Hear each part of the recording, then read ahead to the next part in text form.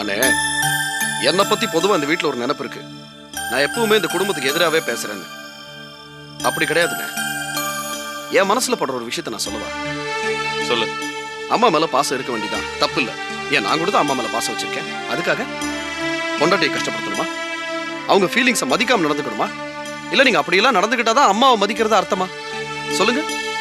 என்னண்ணே என்னடா கேள்வி மேல கேள்வி கேட்டு எனக்கு குழப்பற? நான் குழப்பலண்ணே. எந்த ஒரு பிரச்சனைனாலும் யார் பக்கம் சரி தப்புன்னு அலசி பார்க்கணும். அம்மா தப்பு செய்யும் போது அதை கண்டுக்காம இருக்கிறதுக்கு பேர் தாய்ப்பாசம் கிடையாது. ஒரு வகையில் நீங்க அவங்களுக்கு செய்யற கெடுதல் அது. மேல மேல அவங்க தப்பு செய்யறதுக்கு நீங்களே தூண்டுறீங்க. என்னடா பண்ண சொல்ற? இதை பாருங்கண்ணே, நீங்க சந்தோஷமா இருக்கணும் தான் நான் நினைக்கிறேன். அண்ணி இல்லாம உங்களால சந்தோஷமா இருக்க முடியுமா? முடியாதுல்ல. முடியாதுன்னு உங்க மனசுக்கே தெரியுதுல்ல. அப்புறம் எதுக்காக இந்த பாவலா? இந்த விஷயத்துல போலி கௌரவம்லாம் பாக்குறதுல அர்த்தமே இல்லைண்ணே. இது குடும்பம், வியாபாரம் தான். போங்கண்ணே, போய் முதல்ல அண்ணியை கூட்டிட்டு வாங்க ப்ளீஸ். நீ சொல்றது சரிதான். ஆனா என்ன ஆனா? கொஞ்ச நாள் பொறுமையா இருப்பேன்டா. அதுக்குள்ள அம்மாவோட கோபம் அடங்க. அது மட்டும் இல்ல, பேங்க்ல லோன் வாங்க போறேன்ல, அதுக்கு கடைக்கு ஓனருங்கிற முறையில சரோ தான் வந்து சைன் பண்ணணும். அதை சாக்க வச்சு சரோ கூட்டிட்டு வந்துருவோம். அம்மா ஒன்றும் சொல்ல மாட்டாங்க. நான் இவ்வளவு தூரம் சொல்றேன், மறுபடியும் நீங்க அப்படியே பேசிட்டு இருந்தீங்கன்னா என்ன அர்த்தம்? நீங்க புரிஞ்சுதான் பேசுறீங்களா இல்ல ஏதாவது? சும்மா இருடா, கத்தாத. எதுவுமே வெளியே நின்று பேசுறதுக்கு நல்லா இருக்கும், ரொம்ப சுலபம்.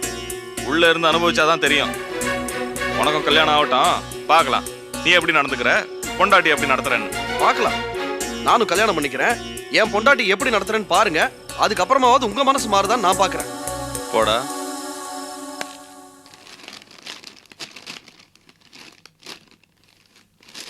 இன்னுமா பேப்பர் படிச்சு முடிக்கல? அது எப்படி முடியும்? பக்கத்து பக்கம் ஜாலியா இருக்கே. கள்ள தொடர்பு, கள்ளக்கடத்தல், ஆள்மாறாட்டம், இந்த மாதிரி ஏகப்பட்ட விஷயங்கள் இருக்கு கீதா. கீதா கீதா இங்க பாரு, இந்த ஆளுல இவன் டாக்டர்னு போய் சொல்லி 4 கல்யாணம் பண்ணிருக்கானா. ஆனா இவனுக்கு எழுத படிக்கவே தெரியாதா. எவ்வளவு ஒரு பிரில்லியன்ட் ஆள் இல்ல? ஒருத்தன் ஒரு பொண்ணை மடிக்கிறதுக்கே எவ்வளவு சிரமப்பட வேண்டியிருக்கு பாரு. இப்ப இதெல்லாம் ரொம்ப தேவையா? எழுந்தோமா வேலையை முடிச்சோமான்னு இல்லாம வெட்டித்தனமா இதெல்லாம் உட்காந்து படிச்சுட்டு இருக்கீங்க. அப்படி சொல்ல முடியாது கீதா. இதெல்லாம் நமக்கு சம்பந்தம் இல்லாத மாதிரி தோணும்.